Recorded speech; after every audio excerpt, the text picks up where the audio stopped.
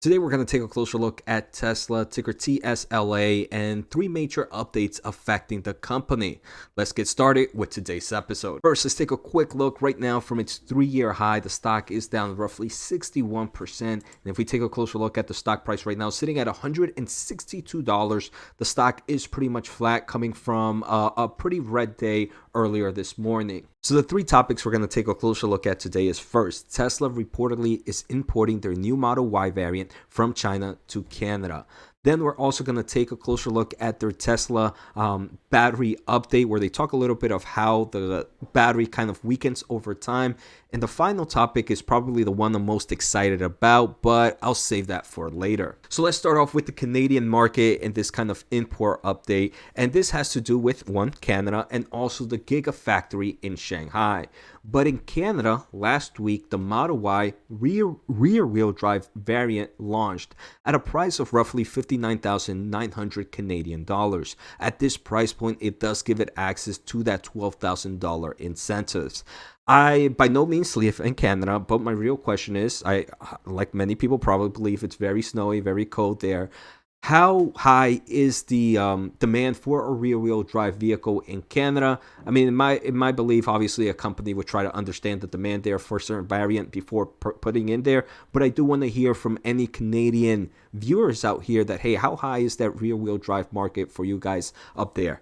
Now, this kind of links with their Gigafactory in Shanghai. And just a quick update, this Gigafactory in Shanghai was originally meant to satisfy local demand only, but it has quickly become Tesla's most productive plant and has become the main export hub for Europe, Asia, and Australia. If the reports are true, reports suggest that the Model Y will be built in China and imported to Canada.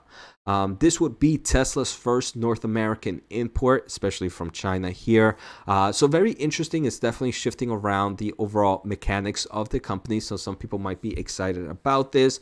There are this right now of them being imported from Tesla is still unconfirmed, but it is important to note that same time or last year there was a similar report that came out and it was denied by Elon Musk.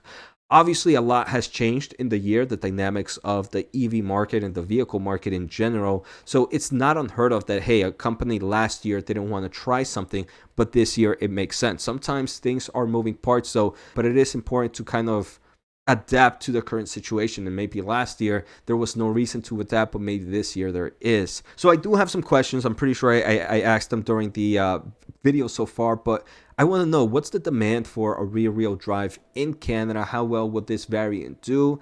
And now my second question is, are you as an investor worried about the demand in China weakening? And this is the reason the company is trying to increase their exports, because they don't have the demand for their supply that they are building out of their plant. So let me know in the comments below. Discover the world of semiconductors without getting lost in the technical jargon. My new membership offers a perfect balance for investors looking to understand this exciting market.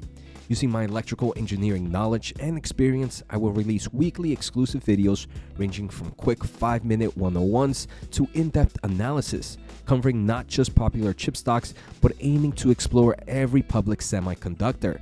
Plus, join a private community of like-minded investors. Finally, I want to thank The Motley Fool for sponsoring this video, and check out fool.com/Jose for the 10 best stocks to buy now. With that link, you get a promotional offer for their subscription service. Now, let's continue with today's episode. All right, so the second topic I want to take a closer look at is Tesla's battery update and how it kind of degrades over time, right? And that's one of the biggest concerns of EV customers, in my opinion, when buying an EV vehicle. How long is this battery going to last? When is this battery going to need to be changed? How useless is it going to be in X amount of miles, in X amount of years? So a lot of EV companies do report their kind of numbers, and kind of they do have a warranty that, hey, this battery needs to have this much miles within this much range within this many miles of its battery life or age life. But there are a lot of things affecting the battery capacity retention. First is obvious mileage and usage. Then is battery age, and the third thing is definitely the kind of chemistry used in the battery, and sometimes that shifts. So Tesla does plan to disclose data for new battery chemistries used in recent vehicles. But the new 2022 impact report does kind of share some kind of updates on how much a battery degrades over time. They do mention that about 12% degradation after 200,000 miles, very similar to previous reports, maybe a tad bit higher. In my opinion, I don't think that's horrible, right? 12% after 200,000 miles, that is pretty amazing. Data only refers to the Model S and the Model X. These are their older vehicles, right? The ones that probably have had a lot more age time, a lot more mileage uses. So obviously the data only refers to this.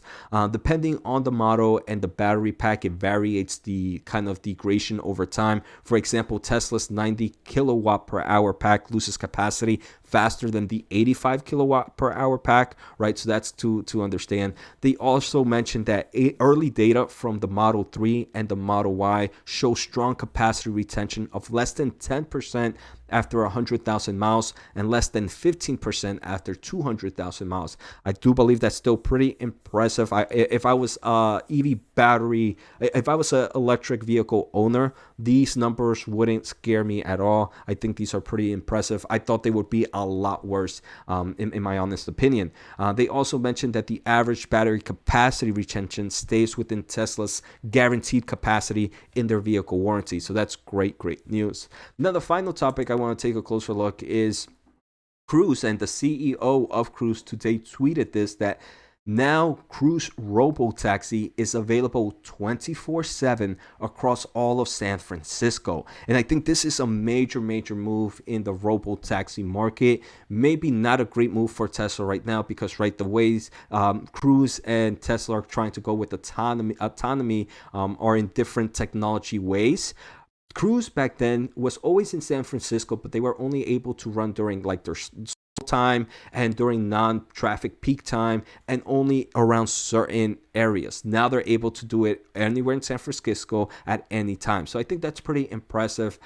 It kind of shows that, hey, there is definitely a future for the Robotaxi. It's not some crazy market, but it does kind of bode a question to investors. Hey, does Tesla need to change its kind of way of going around the autonomous market because of regulations, right? Maybe the technology between all these products are very similar, or maybe Tesla might have a lead over Cruise in forms of technology, but when it comes to regulation acceptance, we definitely see that Cruise, with their heavily LiDAR system, is more accepted than Tesla's kind of camera system. So it does pose the question, should Tesla eventually switch off, or is it better to just wait off till regulations kind of meet the Tesla market? So pretty interesting to see here. I'm pretty excited to see where Cruise goes and to see where these robotaxis start to expand outside of San Francisco. So let me know your thoughts in the comments below. Take care, have a good day, and see you next time.